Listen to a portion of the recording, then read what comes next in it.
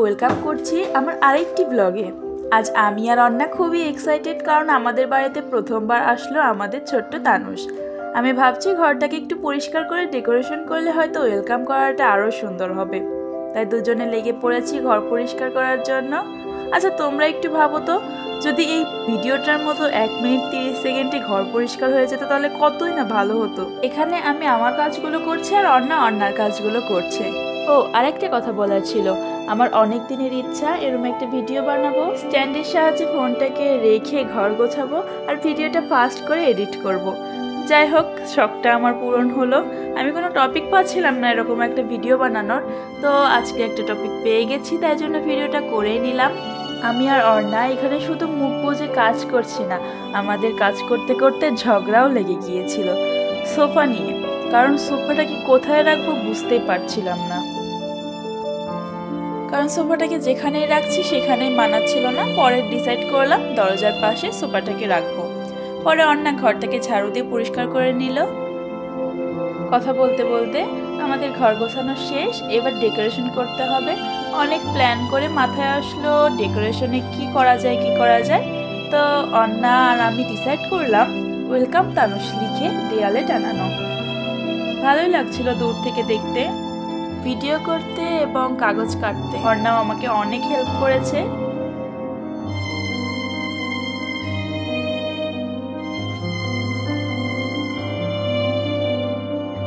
এখানে আমি আর অর্ণা অনেক আনন্দে ডেকোরেশনগুলো করেছিলাম। আমি জানি তানুষ চলে যাওয়ার সময় আমাদের অনেক খারাপ লাগবে, যতটা আনন্দ নিয়ে কাজগুলো করছি ততটাই খারাপ লাগবে ও যখন আবার চলে যাবে আমেরিকাতে।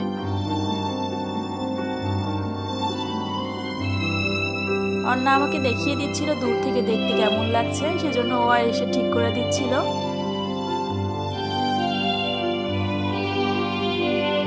তোমরা একটু কমেন্টে জানিও আমাদের ডেকোরেশনটা কেমন হয়েছে।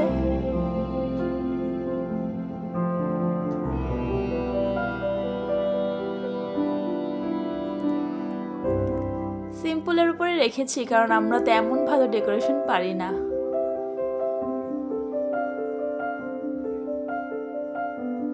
এই যে সেই ফাইনাল লুক।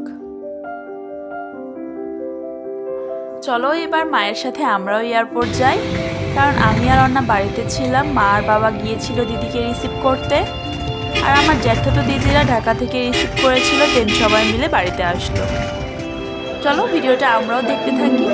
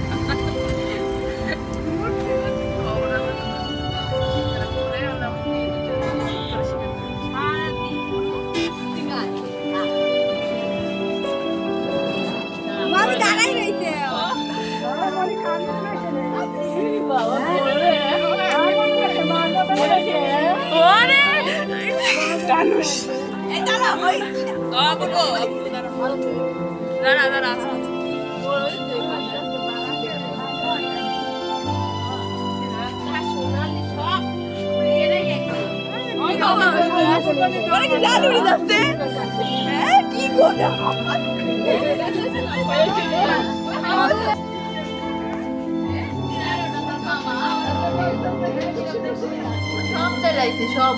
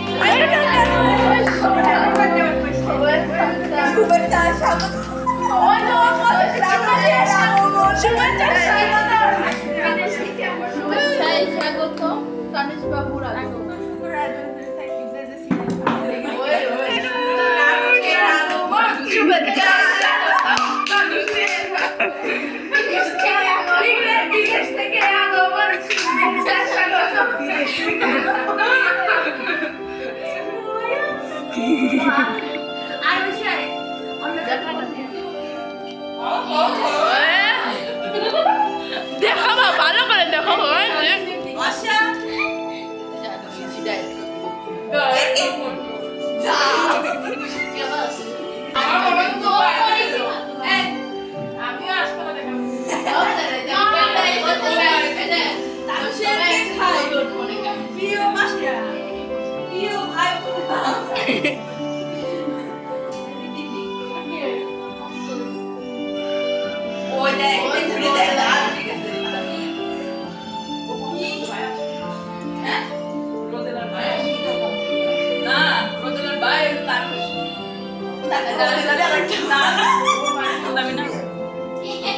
মনে